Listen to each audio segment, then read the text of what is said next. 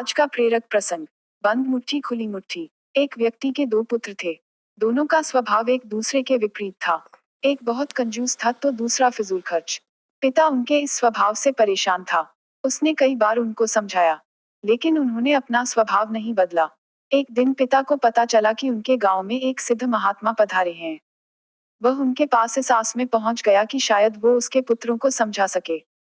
महात्मा को उसने पूरी बात बताई, जिसे सुनकर महात्मा ने कहा, अपने पुत्रों को कल मेरे पास लेकर आना, मैं उनसे बात करूंगा। अगले दिन वह अपने पुत्रों को लेकर महात्मा के पास पहुंचा। महात्मा ने दोनों पुत्रों को अपने पास बैठाया और अपने दोनों हाथों की मुट्ठियां बंद कर उन्हें दिखाते हुए पूछा, यदि मेरे हाथ ऐसे हो जाएं तो कैसा लगेगा? लगेगा मानो आपको कोढ़ है। दोनों पुत्रों ने एक साथ उत्तर दिया। उसके बाद महात्मा ने अपनी मुट्ठी खोल ली। फिर अपनी दोनों हथेली फैलाकर उन्हें दिखाते हुए प्रश्न किया, यदि मेरे हाथ ऐसे हो जाएं तो बताओ कैसा लगेगा? अब भी लगेगा कि आपको कोढ़ है? दोनों पुत्रों ने उत्तर दिया। उत्तर सुनकर महात्मा गंभीर हो गए और उन्हें समझाने लगे, पुत्रों, अपनी मुट्ठी सदा बंद रखना या सदा खुली रखना एक तरह का कोढ़ ही है। यदि मुट्ठी सदा बंद रखोगे तो धनवान होते हुए भी निर्धन ही रहोगे, और यदि अपनी मुट्ठी सदा खुली रखोगे तो फिर चाहे कितने भी धनवान क्यों ना हो, निर्धन होते देर नहीं लगेगी। इसलिए कभी अपनी मुट्ठी बंद रखो, कभी खुली। इस तरह से जीवन का संतुलन बना रहेगा। पुत्रों को महात्मा की बात समझ में आ गई और उन्होंने निश्चय किया कि संतुलन बनाकर ही अपना धन खर्च करेंगे। शिक्षा।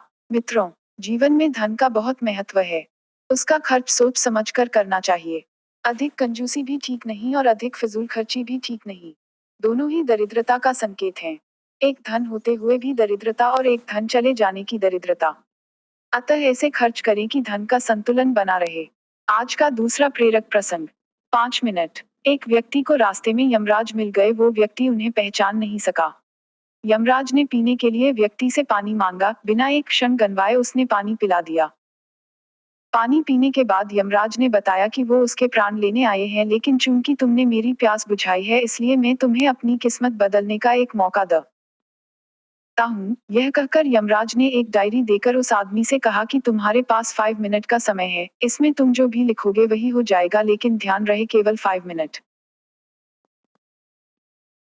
उस व्यक्ति ने डायरी खोलकर देखा तो उसने देखा कि पहले पेज पर लिखा था कि उसके पड़ोसी की लॉटरी निकलने वाली है और वह करोड़पति बनने वाला है। उसने वहां लिख दिया कि उसके पड़ोसी की लॉटरी न निकले। अगले पेज पर लिखा था कि उसका एक दोस्त चुनाव जीतकर मंत्री बनने वाला है, तो उसने लिख दिया कि उसका दोस्त चुनाव हार जाए।